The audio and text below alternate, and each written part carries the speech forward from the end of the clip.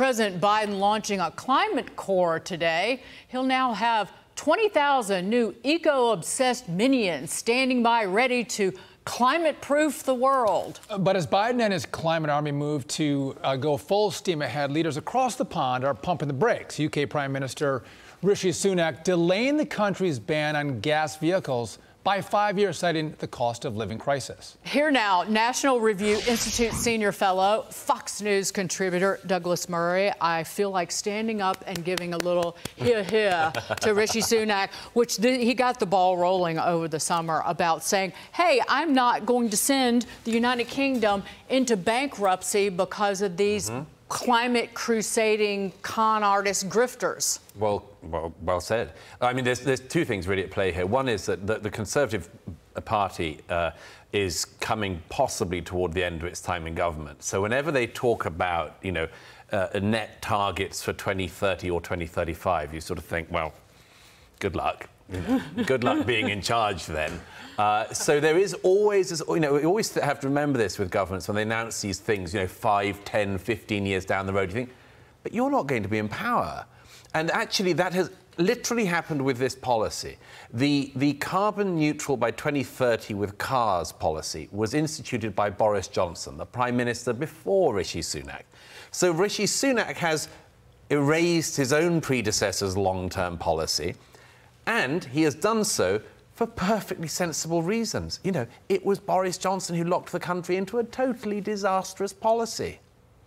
But it's interesting, the UK is seeing what Joe Biden doesn't see yet here in the US, which is it's rising the cost of living. And therefore, they're smartly making changes where Joe Biden is like, no, full steam ahead. Well, the crucial thing about this is that the Conservatives in the UK have felt it at the ballot box. There have been a couple of by-elections recently, and there was this very unpopular thing, won't get into it, but the usual, the ULEZ thing about driving certain vehicles in certain low-emission zones.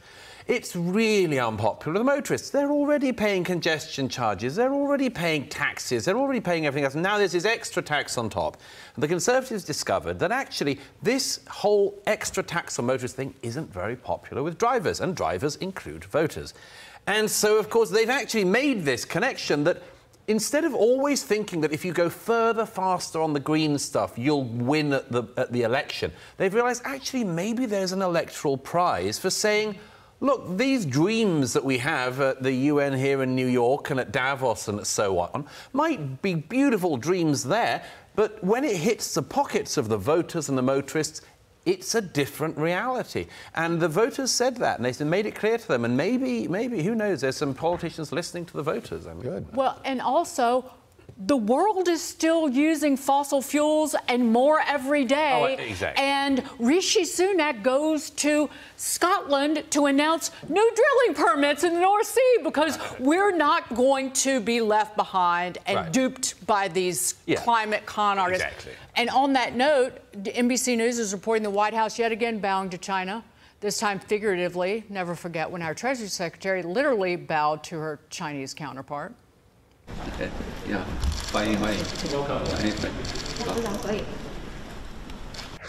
Was she on hallucinogens then, or was that after? I forget.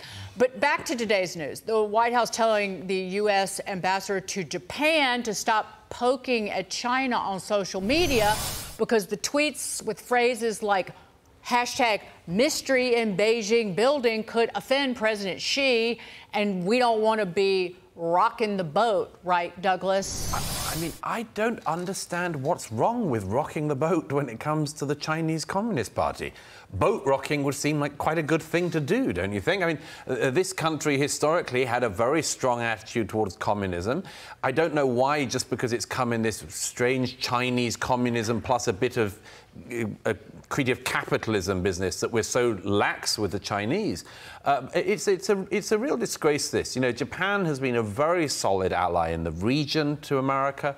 It's been a very solid ally to NATO countries and elsewhere. And to be berating our friends and asking them to lay off our, let's just say for the time being, competitors, doesn't seem like great diplomacy to me. Rocking the boat, I don't know, but China's building boats, aircraft carriers and destroyers and airplanes. We should be concerned, and we should rock the boat. Douglas Murray. Absolutely. Rock that boat. A man from across the pond. Thanks for joining us.